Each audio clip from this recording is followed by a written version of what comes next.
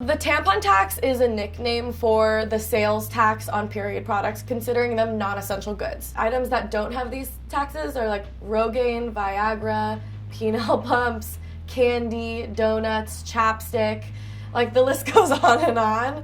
And I think that what we really are trying to fight for is that menstrual products should be considered like medical necessities because it's a health issue. I'm Nadya Okamoto, I'm 21 years old, and I'm the founder and executive director of Period, the Menstrual Movement.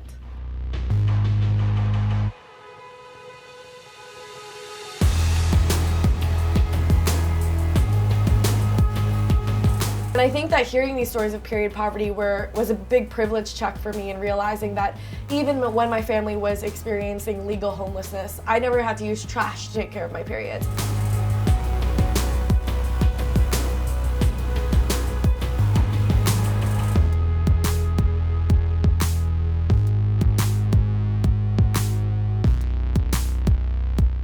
So this year we just launched a national campaign called National Period Day, and it's really about trying to raise awareness about period poverty and introduce specific period policy changes. Our two demands are: one, freely accessible period products in schools, shelters, and prisons, and two, eliminating the tampon tax that still exists in 35 US states. By advocating against the tampon tax and by once and for all getting our government to actually recognize menstrual products as necessities is really important. And from there's so many other things we can work on, from freely accessible period products in schools, shelters, and prisons, all the way to trying to get things like food stamps and those assistance benefits to cover period products because they don't currently. We connect with these legislators who don't get their period, often cisgender male legislators, who don't think that it's such a necessity because they don't truly understand what it means to menstruate, right? And on the flip side, we talk to menstruating legislators who get their periods and know what it's like, but will straight up tell us that they feel nervous about talking about periods, or they think they will lose respect or lose support if they talk about periods.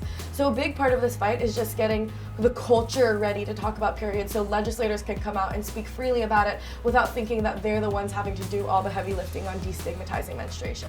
What really surprised me about the tampon tax is that this is not just isolated to the US, right? There are countries all over the world that have had the tampon tax.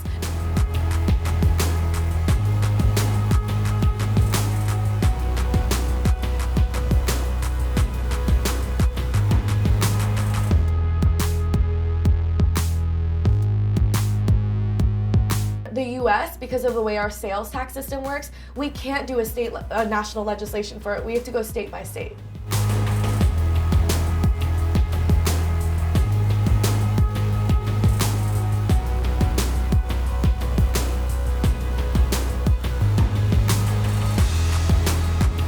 $20 million sounds like a lot of money. It's not a lot of money compared to their overall annual budget. In that sense, it is an insignificant amount of money. And I think that's a big part of what we're trying to say is, like, there are other ways to make this up, and in the grand scheme of things, like, it is not unfeasible. I think it's important to take down the tampon tax because menstrual hygiene is a right and not a luxury, and the tampon tax tells us that it's essentially a luxury. And in this overall fight for the menstrual movement and equitable access to menstrual hygiene, that assumption is one of our biggest barriers in front of us. So we need to take that down so we can continue to fight for menstrual equity.